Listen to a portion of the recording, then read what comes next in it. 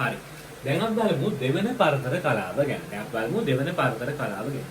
දර ඔයගොල්ලෝ මතකයි පළවෙනි පරතර කලාවේදී මේ වගේ පුංචි සෛලයක් ඇතුළු වුණාම මේ සෛලය මෙච්චර ලොකු වුණා. මේ සෛලයෙන් මෙතනදී වර්ධනය වීමක් උන්නේ නැහැ. කීයක පැහැදිලිද මේ සෛලය මෙතනදී අපිට එළියෙන් බලපුවාම පේන ලොකු වර්ධනයක් වෙන්නේ නැහැ. ඔක්කොම න්‍යාස්ටියස්නේ වෙන්නේ. ඒක බාහිර පෙනුමෙන් වර්ධනයක් වෙන්නේ නැහැ. ඇත්තටම බර වැඩි වෙනවා. ඇත්තටම මේක මොනවා වෙනවද? පියලි බර වැඩි වෙනවා. ඒ කියන්නේ ඇත්තටම වර්ධනයක් වෙනවා. එළියෙන් මේක පේන්නේ නැහැ. න්‍යාස්ටියස්සේ තමයි ඔක්කොම සංසිද්ධි වෙන්නේ. හරි. ඒ කියන්නේ DNA ප්‍රතිඵලිත වෙන්නේ න්‍යාස්ටියස්සෙමයි. හිස්ටෝන ප්‍රෝටීන හදලා ගෙනියන්නේ න්‍යාස්ටියස්සටමයි. ඒ න්‍යාස්ටියස්සේ තමයි මේ ඔක්කොම ටික වෙන්නේ. ඒ නිසා න්‍යාස්ටියේ බර තමයි වැඩි වෙන්නේ. ඒක සමස්ත සෛලයේ බර වැඩි වෙනවා. ඇත්තටම කිව්වොත් සෛලය පොඩ්ඩක් වර්ධනය වෙනවා. ඒක අපිට එළියෙන් පේන්නේ ඇතුලේ තමයි වර්ධන සංසිද්ධිය වෙන්නේ. ඒක මතක තියාගන්න. හරි. එළියෙන් බලපුවම සෛලයේ මේ සයිස්මයි. ඔන්න බලන්න දැන් පේන බැදී. හරි. මේක දිගේ මෙතෙන් තියෙන සෛලය ආපහු ලොකු වෙනවා. හරි.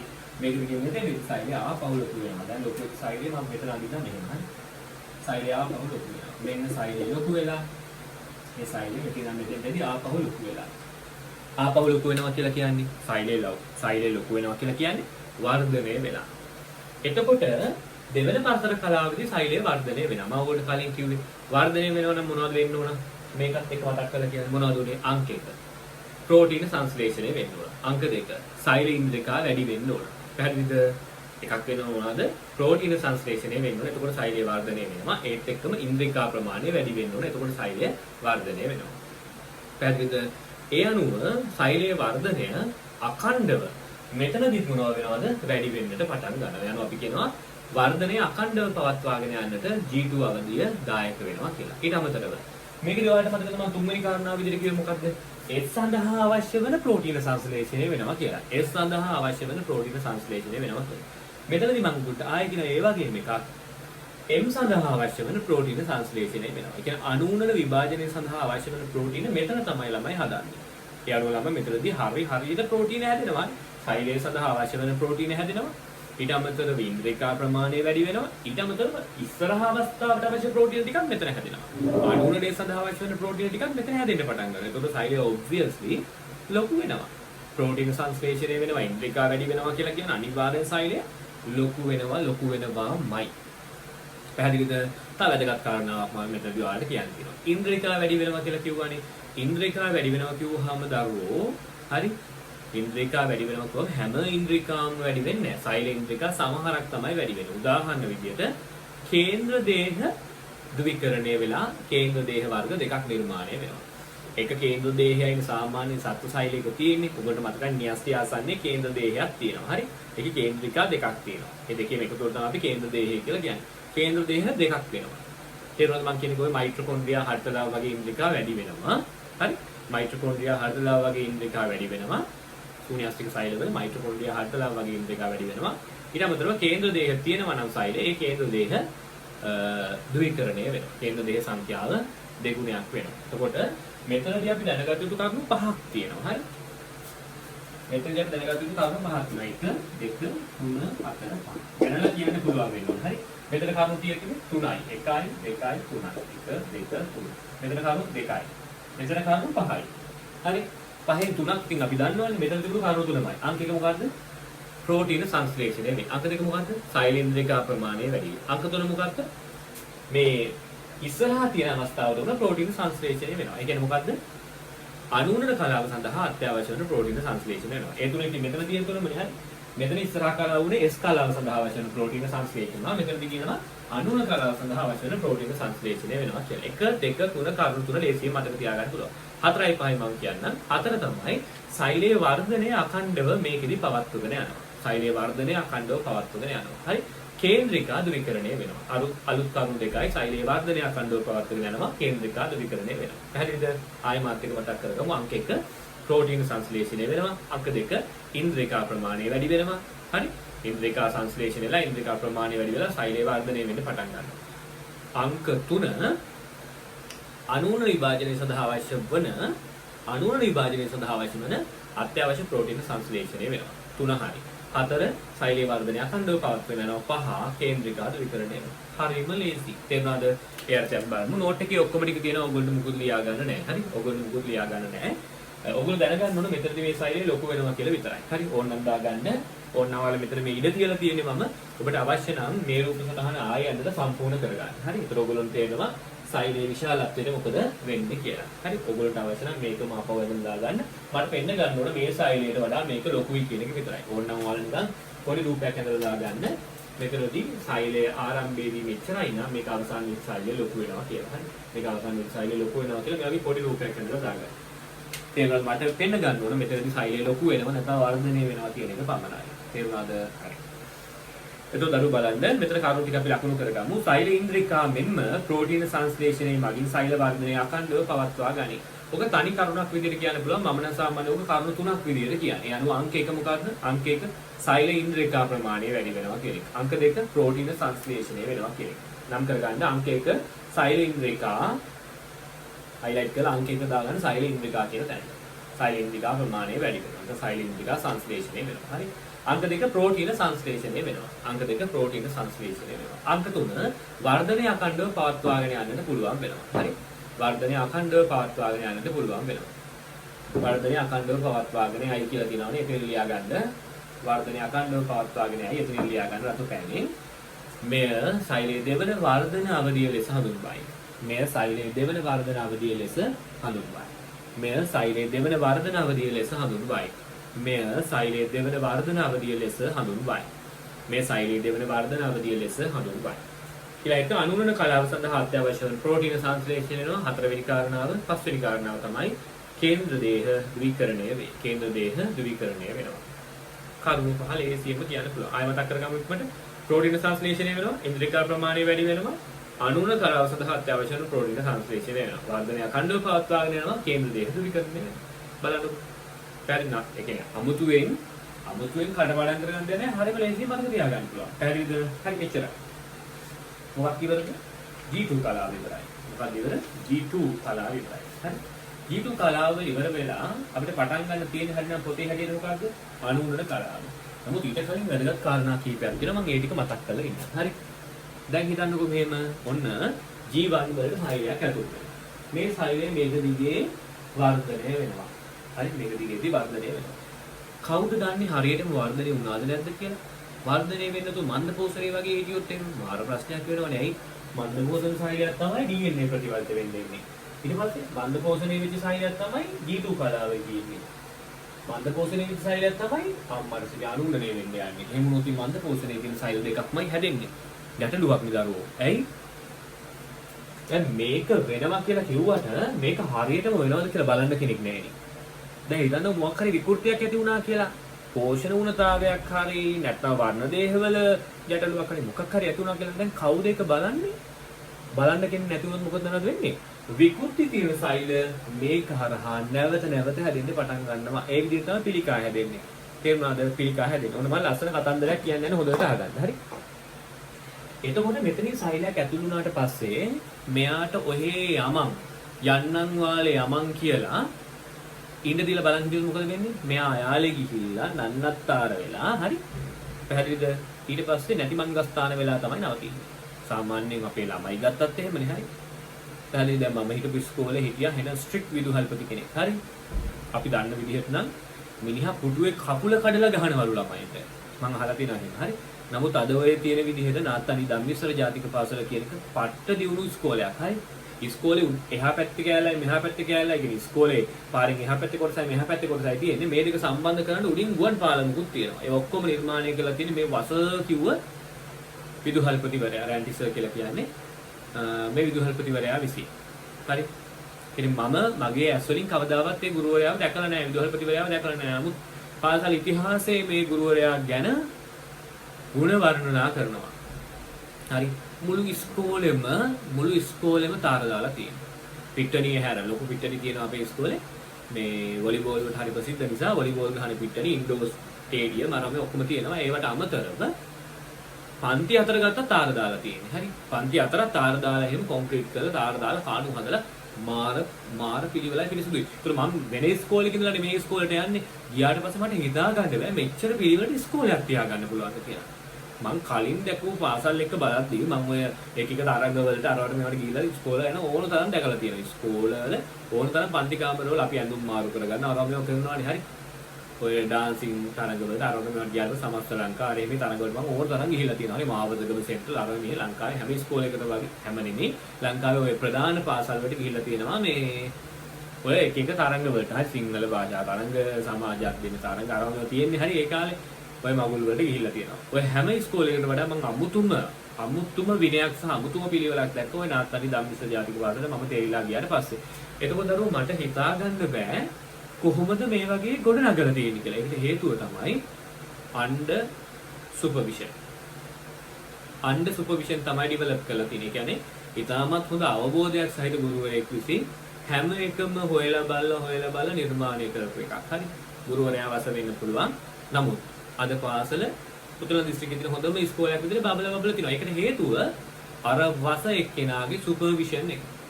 හරිද? එයාගේ මඟ පෙන්වීම. එයා පරීක්ෂා කරපු නිසා තමයි අද ওই තැනට ගෙනල්ලා තියෙන්නේ. ඕනම දෙයක් එහෙමයි. හරි. ඉස්කෝලයක් වුණත් එහෙමයි.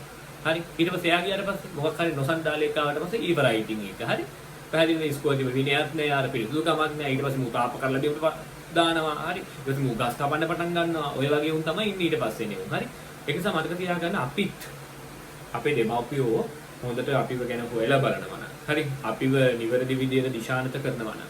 අපේ අඩුපාඩු හොයලා බලලා අපිට පිටිපස්සෙන් සපෝට් එකක් දෙනවා නම් අපි නිකම්ම සාර්ථක වෙනවා. හරි. අපේ උනන්දුවත් එක තියෙන්න ඕනේ. හරි. ඒ ඔක්කොමත් එක අපේ සාර්ථකත්වයට ළඟා කරගන්න පුළුවන්. ඒ කියන්නේ දරුවෝ ඕනම දෙයක මොකක් තියෙනවද? මේ පරීක්ෂා කළ බැලීමක් තියෙන්න එපා. ඒක හරියට වෙනවද නැද්ද කියලා හොයලා බලන්න ඕනේ. හරි. දැන් උදාහරණයක් විදිහට මෙහෙම හිතන්නකෝ. ළමයින්ට පාඩම් කරන්න කියලා ගුරුතුමෝ ගණන් ගන්න නැතුව ඉන්නවනේ මොකද වෙන්නේ? ඔයාලා පාඩම් කරන්න. හරි. ඔයගොල්ලෝ පාඩම් කරගන්න. ඔයගොල්ලෝ ඕන දෙයක් කරගන්න කියලා කිව්වොත් එහෙම ළමයි ඔහේ නිකන් ඉන්නවා. නමුත් ළමයි පාඩම් කරන්නේ නැද්ද කියලා බලන්න ටර්ම් ටෙස්ට් එකක් තියෙනවා. ළමයි ඒ වෙලාවේ මොනවද කරනවද පාඩම් කරනවා. අන්න ඒ වගේ මොකක් තියෙනවද? පරීක්ෂාවක් තියෙනවා. මෙයා මේ වැඩේ හරියට කරනවද කියලා බලන්න ඕනේ. මෙයා මේ වැඩේ හරියට කරනවද කියලා බලන්න ඕනේ. මෙයා මේ වැඩේ හරියට කරනවද කියලා බලන්න ඕනේ. මෙයා හරියට විභාජනවද කියලා බලන්න ඕනේ. නැත්නම් මොකද වෙන්නේ? විකෘති සහිත අපබ්‍රංශ සෛලයක් නිර්මාණය වෙනවා. ඔය අපබ්‍රංශ සෛල වල තමයි අපි කියන්නේ මොනවද කියලාද? අර්බුද, එහෙම නැත්නම් ටියුමර්ස් කියලා. ටියුමර්ස් තමයි මොනවා වෙන්නේ? කැන්සර්ස් නැත්නම් පිළිකා බවට පත් වෙන. ඒක අපි මේ පාඩමේ අන්තිමේට ඔයගොල්ලෝ උගන්වනවා පිළිකා සෛල චක්‍රය කියලා කොටසක්. තේරෙනවද? මේ කියන එක තේරුම් ගන්නට හරිම ලේසියි. හරි.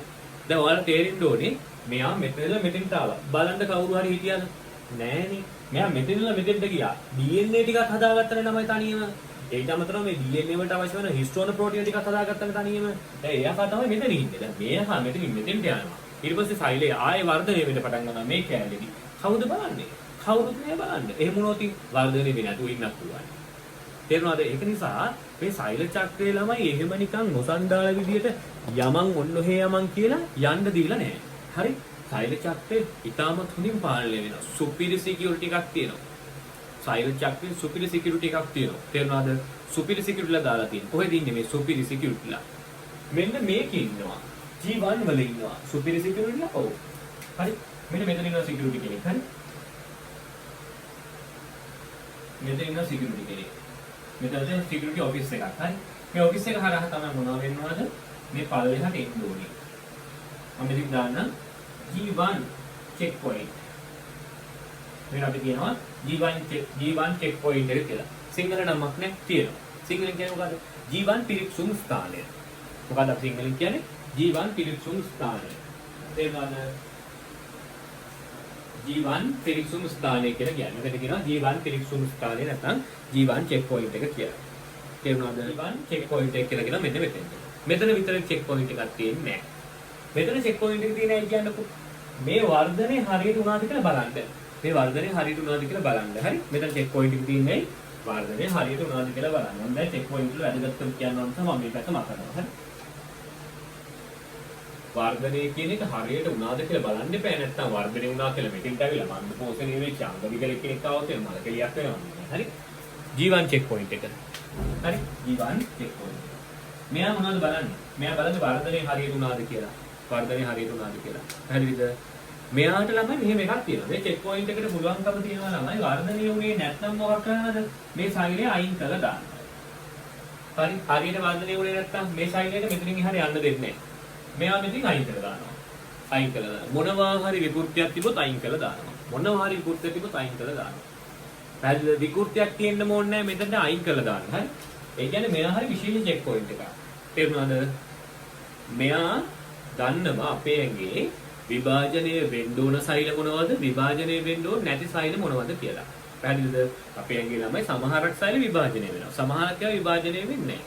හරි උදාහරණයක් විදිහට ගත්තොත් එහෙම මෙතෙන් වෙනවා කියලා හිතන්නකෝ නියුරෝන සෛලයක්. නියුරෝන සෛලයක් ආවා. හරි නියුරෝන සෛලය මෙහෙම වෙනවා. ලොකු වෙවි මෙතෙන් වෙනකන් වෙනවා. චෙක් පොයින්ට් එකෙන් බලනවා. කවුද මේ එන්නේ? නියුරෝන සෛලය කියනවා. මම නියුරෝන සෛලයක්. චෙක් පොයින්ට් එකෙන් තමුතර පිස්සුද? තමුස විභාජනය වෙන්න ඕන කියලා කියන්නේ.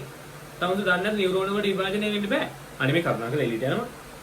කියලා එළවලා දානවා. તો නියුරෝන සෛලය කෙලින් මෙතන. ඇයි නියුරෝන සෛලය විභාජනය වෙන්නේ නැහැ. පැහැදිලිද? ඒකනේ මොලේ මැරුණු මිනිස්සයා මැරුණමයි. යකෝ නියුරෝන සෛල වලට විභාජනය වෙන්න පුළුවන් නම් ළමයි. මොලේ කොටසක් මැරුණාට පස්සේ අනිත් සෛල වලින් ඒක කොටස සම්පූර්ණ කරන්න බෑ. ඒක කිසි ප්‍රශ්නයක් නැහැ. එහෙම වෙන්න පුළුවන්ද? එහෙම වෙන්න බෑ. නියුරෝන සෛල වලට ආයෙ බෙදෙන්න බෑ. පැහැදිලිද? උදාහරණයක් විදිහට අංශ භාගය හැදුණු කෙනෙක් කියලා හිතන්නකෝ. අර බයිබලයේ තියෙන අංශ භාග රෝගියා. අංශ භාගය හැදුණු කෙනෙක්. ඔය ඔන්තරන් ඉන්නේ ගෙවල් වල අංශ භාගය හැදුණු අය හරි. මේක පැත්තක් පණ නැහැ. හරි. මේ පැත්ත පණ නැහැ. ඔහොම වැටිලා තියෙන්නේ. කඩත් පැත්තට ගිහිල්ලා වුණා. හරි. අංශ භාග රෝගී. ඇයි ඒ? මේ පැත්ත නම් පණ නැත්තේ මොලේ මේ පැත්ත මැරිලා. හරි. පණ නැති පැත්තට විරුද්ධ පැත්ත තමයි මොලේ මැරෙන්නේ. හරි. මේ පැත්ත නම් පණ නැත්තේ මේ පැත්ත නම් පණ නැත්තේ මේ පැත්ත මැරිලා. කියන එක පැහැදිලිද? යකෝ ඉතින් මැරුණු පැත්ත සෛල විභාජනය වෙන්න පුළුවන් නම් නියුරෝන වලට මැරුණු පැත්ත හදාගන්න පුළුවන්. එහෙම හදාගන්න බෑ. හරි? දැන් හිතන්න කංකාල පිළිසි සෛලය මෙතෙන්ට ආවා.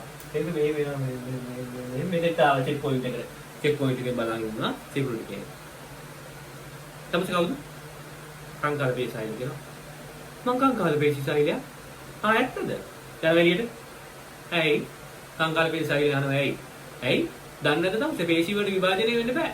පේශි කොහෙනව? තමස වර්ධනය වුණානේ. වර්ධනය වුණා කරුණාකරලා ඉල් යනවා. වර්ධනය වෙලානේ තියෙන්නේ. ඇයි මේක දිගේදී වර්ධනය වෙනවනේ. වර්ධනය වුණා නම් පාඩුවේ අපිට පව් දෙන්නේ නැතුව කරදරයක් වෙන්නේ නැතුව එළියට ගිහින් ඉන්නවා කියලා මෙන්න මෙතෙන් දෙන්නවා. හරි? කියන එක පැහැදිලිද? ඒ අනුව හොඳට මතක තියාගන්න. විභාජනය වෙන සෛලවලට විතරයි මෙයා ඉස්සරහට යන්න දෙන්නේ. ඒව බලනවා. මේ කරුම එහෙම අපිච්ච සෛලයක් එනවා. සරල ශල්කමේ අපිච්චද සෛලයක් එනවා. මේ මෙතන නිකන් වෙනවා. බලනවා. කවුද තමයි? මං සරල ශල්කමේ අපිච්චද. හරි. තමුසෙට යන්න පුළුවන්. නමුත් තමුසේ බර අඩුයිනේ. බර අඩුයි. තමුස හරියට වර්ධනය වෙලා නැහැ. මන්ද පොසෙන්නේ තමුසෙට. අනිත් උටා ගිහින් කාලා එනවද? කියලා මූ එවනවා මෙතෙන්ට. හරි? මූ කාලා ටිකක් වර්ධනය වුණාට පස්සේ ආයෙ මූ එනවා සෛල චක්‍රයට. කියන එක පැහැදිලිද? ඒතර මතක තියාගන්න දරුවෝ සමහරක් සෛල ඉස්සරහට යන්න ගැලපෙන්නේ නැත්නම් එයාලගේ වර්ධනය එහෙම හරියට වෙලා නැත්නම් එයාලා සෛල චක්‍රයෙන් අයින් කළා දානවා. නැවත ඒ සෛල වලට සෛල චක්‍රයට ඇතුල් වෙන්න බෑ. හරි? එයාලා අඩුපාඩුව සම්පූර්ණ කරගත්තොත් කවදා හෝ දවසක එයාලට පුළුවන් සෛල චක්‍රයට ඇතුල් වෙන්න. හරි? සමහරක් සෛල තියෙනවා කොහොමද විභාජනය වෙන්නේ නැති සෛල. ඒ සෛල චක්‍රෙදි ගියාවොත් එහෙම සෛල චක්‍රය මොනවා කරනවද මේ G නෝට් කියන අවස්ථාවට සෛලය තල්ලු කරලා පන්නලා දානවා. G නෝට් කියන අවස්ථාව කියලා කියන්නේ විභාජනය නොවන අවස්ථාව. හරි? G නෝට් කියන්නේ මොකද්ද? විභාජනය නොවන අවස්ථාව. විභාජනය නොවන අවස්ථාව. විභාජනය නොවන අවස්ථාවට පන්නලා දානවා. මෙතෙන්ට පන්නලා දානවා. විභාජනය නොවන අවස්ථාවට පන්නලා දානවා. පැහැදිලිද? තේරුණාද? ඔන්න ඕක ඔයගොල්ලෝ දැනගෙන ඉන්න ඕනේ. හරි? එතකොට මෙතන විතර චෙක් පොයින්ට් එකක් තියෙනවා. පිස්සුද ළමයි යාර? ඇයි? මේ අකා හරියට ප්‍රතිවල්ත උනාද? මේ අකා හරියට ප්‍රතිවල්ත කරාද කියලා බලන්නත් එපා. ඒකට චෙක් පොයින්ට් එක තියෙන්න ඕන. ප්‍රතිවල්ත වෙලා ඉවරුනාට පස්සේ බලන තැනක තමයි තියෙන්නේ. මොකද මේ මුළු කාලෙම යනවා ළමයි ප්‍රතිවල්ත වෙන්න. ඒතකොට මේක ඇතුලේ චෙක් පොයින්ට් එකක් දාලා හරියන්නේ නැහැ නේ. ඇයි? එතකොට තාම ළමයි ප්‍රතිවල්ත වෙන්නේ තියෙන්නේ. කොහොමද හොයන්නේ ප්‍රතිවල්ත වීම සම්පූර්ණ වෙලාද කියලා හොයන්න බෑනේ. ඒක නිසා චෙක් පොයින්ට් එක තියෙන්නේ මෙතන. හරි? අතන චෙක් පොයින්ට් එක වගේ ඊළඟ චෙක් පොයින්ට් එක තියෙන්නේ මෙතන. ඊළඟ චෙක් පොයින්ට් එක තියෙන්නේ මෙතන. හරි? මේක අපි කියන්නේ මොකද්ද? G2 check point. G2 check point. Sinhala නමක් නැහැ තියෙනවා. සිංහලෙන් මේක මොකක්ද අපි කියන්නේ? G2 පිරික්සුම් ස්ථානය. G1 පිරික්සුම් ස්ථානය මේක මොකක්ද? G2 පිරික්සුම් ස්ථානය. G2 පිරික්සුම් ස්ථානය. G2 පිරික්සුම් ස්ථානය. ඒකද මොනවද බලන්නේ? ඒකද බලනවා මේ DNA ප්‍රතිවල්ත වීම හරියට වුණාද කියලා. මේ දක්වා වර්ධනය වීම හරියට වුණාද කියලා. ඒ ඔක්කොම බලනවා. හරි ඔක්කොම මෙතනදී බලනවා. ගැලපෙන්නේ නැත් සයිලයක් තිබ්බොත් මෙතනින් හරියන්නේ මේක තියා ගන්නවා මෙතනම. ඔබ ඔතනම හිටපන් කියලා කියනවා. හරි. හොඳට ගැළපෙන සෛලයක් තියෙනවා නම් යවනවා ඉස්සරහට. හොඳට ගැළපෙන සෛලයක් තියෙනවා නම් G2 check point එකකින් ඉස්සරහට යවනවා. තේරුණාද? හරි. එච්චරද තියෙන check point? නෑ නෑ තව check point එකක් තියෙනවා. ඒක කොහෙද තියෙන්නේ? අපි මේ check point එකට කියන්නේ දැන් G1 check point එක හරි G2 check point එක හරි. තව එකක් තියෙනවා ඒක තියෙන්නේ M අවස්ථාවේදී. හරි. ඒක තියෙන්නේ මේ M වලදී.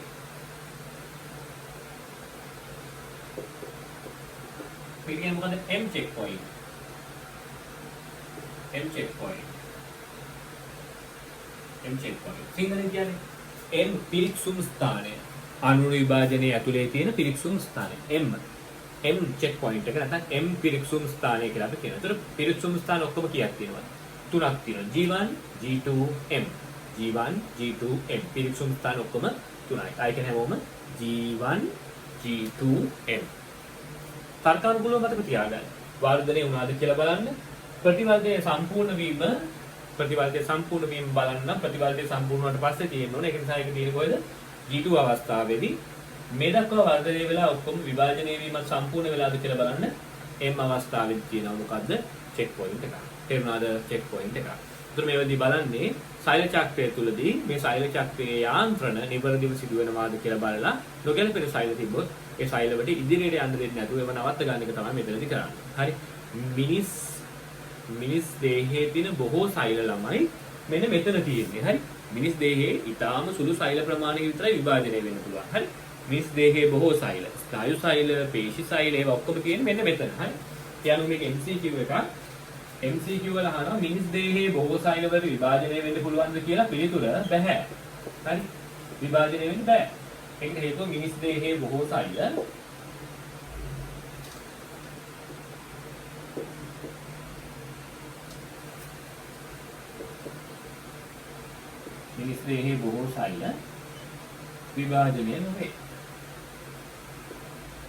විභාජනය නොවේ. හරි. මිනිස් දේහයේ බොහෝ සෛල විභාජනය වෙන්නේ නැහැ. උදාහරණ ස්නායු සහ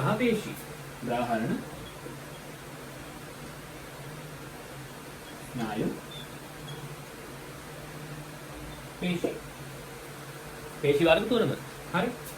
පේශි, සිරුරු පේශි, කාංකාර පේශි. ඒ ඔක්කොම විභාජනය වෙන්නේ නැති එක. දැන් හිතන්නකෝ heart attack එකක් ඇවිල්ලා හදවතේ කොටසක් මැරුණොත් එහෙම මැරුණම තමයි. ආයේ සෛල වල විභාජනය වෙන්න බෑනේ. ඇයි?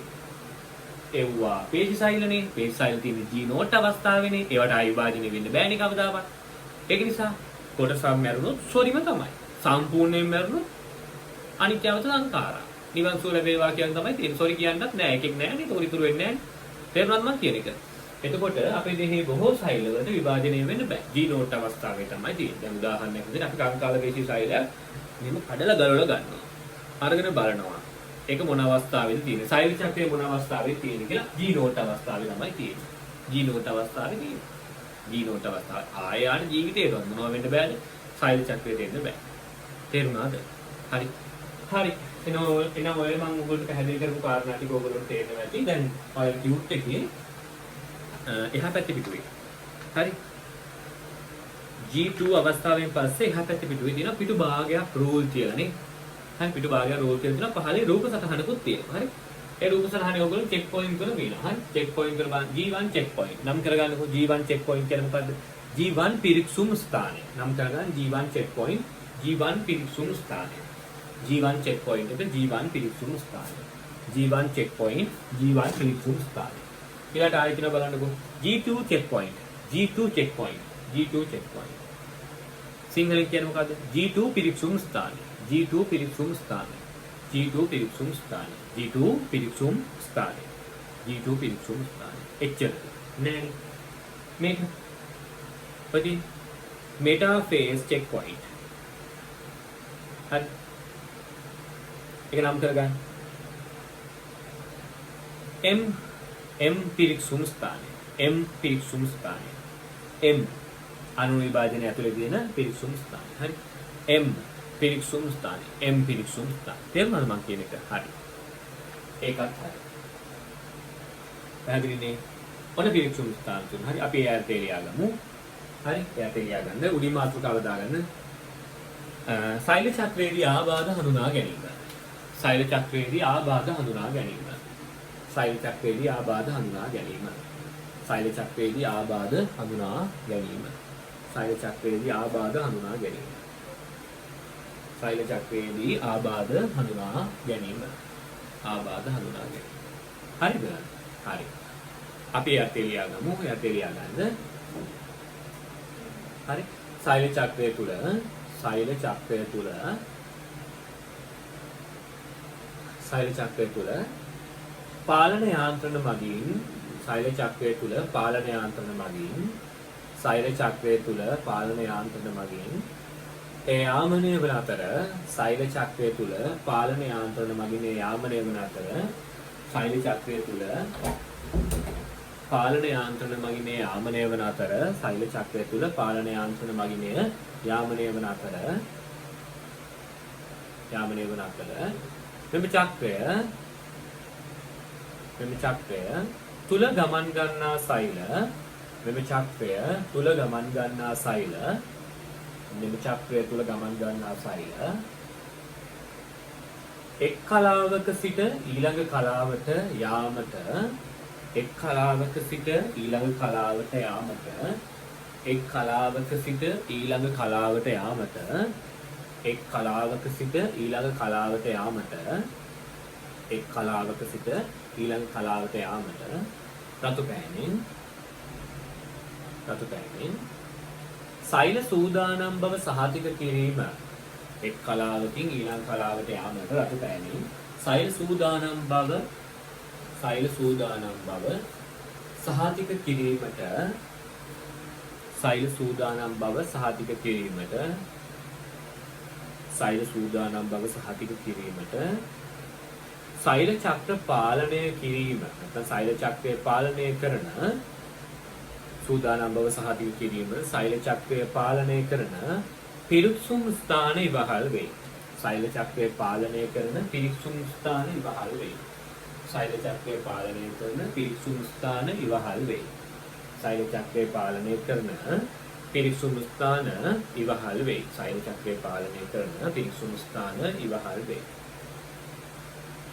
හරි. රතු පෑනින් තබලකොන් දාලා පහලින් ලියා ගන්න. සෛල චක්‍රයේ පිරික්සුම් ස්ථාන තුනකි. සෛල චක්‍රයේ පිරික්සුම් ස්ථාන තුනකි. සෛල චක්‍රයේ පිරික්සුම් ස්ථාන තුනකි. G1 පිරික්සුම් ස්ථානය, G2 පිරික්සුම් ස්ථානය සහ M පිරික්සුම් ස්ථානය. G1 පිරික්සුම් ස්ථානය, G2 පිරික්සුම් ස්ථානය සහ M පිරික්සුම් ස්ථානය. G1 පිරික්සුම් ස්ථානය, G2 පිරික්සුම් ස්ථානය සහ M පිරික්සුම් ස්ථානය. පැහැදිලිද? එයාට තව හොඳට ලියා ගන්න. G1 පිරික්සුම් ස්ථානය මේක තමයි මෙතන වැදගත්ම පිරික්සුම් ස්ථානය. මම අතව ලොකුම දේ මෙතනදී කරන්න පුළුවන්. හරි. G1 පිරික්සුම් ස්ථානය සෛල ඉදිරියට යාම සඳහා සංඥාව. සෛල ඉදිරියට යාම සඳහා සංඥාව ලබා දෙයි. G1 පිරික්සුම් ස්ථානය සෛල ඉදිරියට යාම සඳහා සංඥාව ලබා දෙයි. G1 පිරික්සුම් ස්ථානය සෛල ඉදිරියට යාම සඳහා සංඥාව ලබා දෙයි. සෛල ඉදිරියට යාම සඳහා සංඥාව ලබා දෙයි. හරි. මෙහිදී සංඥාව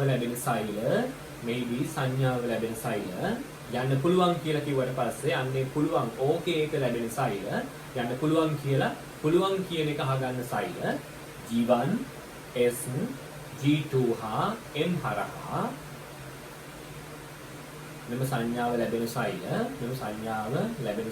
G1 S G2 සහ M හරහා G1 S G2 සහ M හරහා G1 S G2 සහ M හරහා G1 S G2 සහ M හරහා G1 S G2 සහ M හරහා විභාජනය සම්පූර්ණ කරයි. G1 S G2 M හරහා විභාජනය සම්පූර්ණ කරනවා. පැහැදිලිද? හරි. බැරි වෙලා හරි මෙතනදී ඉදිරියට යාම සඳහා සංඥාව ලැබුණ නැත්නම් මොකද වෙන්නේ? ඒ සෛල ටික ඔක්කොම කොහෙට යනවද? G1 අවස්ථාවට එනවා. මෙන්න මෙතෙන්ට එනවා. පැහැදිලිද? අපි අපේ ලියමු. මෙහිදී ඉදිරියට යාම සඳහා සංඥාව නොලැබෙන සෛල මෙහිදී ඉදිරියට යාම සඳහා සංඥාව නොලැබෙන සෛල මෙහිදී ඉදිරියට යාම සඳහා සංඥාව නොලැබෙන සෛල මෙහිදී ඉදිරියට යාම සඳහා සංඥාව නොලැබෙන සෛල මෙහිදී ඉදිරියට යාම සඳහා සංඥාව ලැබෙන සෛල සෛල චක්‍රය නිවත් වන අතර මෙහිදී ඉදිරියට යාම සඳහා සංඥාව නොලැබෙන සෛල චක්‍රය නිවත් වන අතර ඒවා G note කලාවට එළඹෙයි. සෛල චක්‍රයෙන් ඉවත් වන අතර ඒවා G note කලාවට එළඹෙයි. ඒවා G note කලාවට එළඹෙයි. සෛල චක්‍රයෙන් ඉවත් වන අතර ඒවා G note කලාවට එළඹෙයි.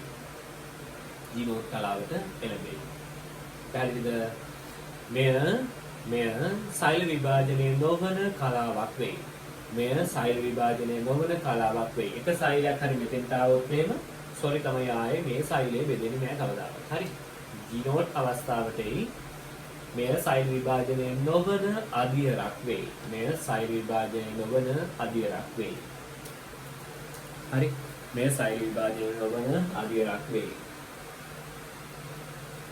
හරි. MCQ point එක ලියාගන්න එක මිනිස් දෙහි බොහෝ සෛල G note අවස්ථාවේ පවතී. මිනිස් දෙහි බොහෝ සෛල G note අවස්ථාවේ පවතී. මිනිස් දෙහි බොහෝ සෛල G note අවස්ථාවේ පවතී. මිනිස් දෙහි බොහෝ සෛල G note අවස්ථාවේ පවතී. G note කියන එකේ තමයි අපේ ඇඟේ තියෙන ගොඩාක් සෛල තියෙන්නේ. G note අවස්ථාවේ පවතී. හරි.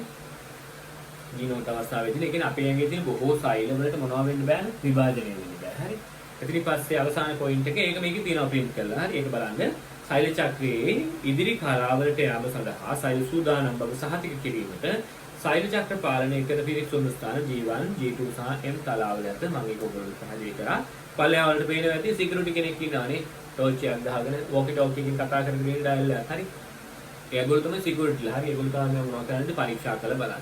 එහෙම කට්ටිය නෑ. මම මේ ඔයගොල්ලන්ට අර ඔළුවට දා ගන්න ඕන නිසා එහෙම එකක් ඔයගොල්ලන්ට පැහැදිලි කරේ. මෙතන මොකක් අවසන් වෙලා යනවද?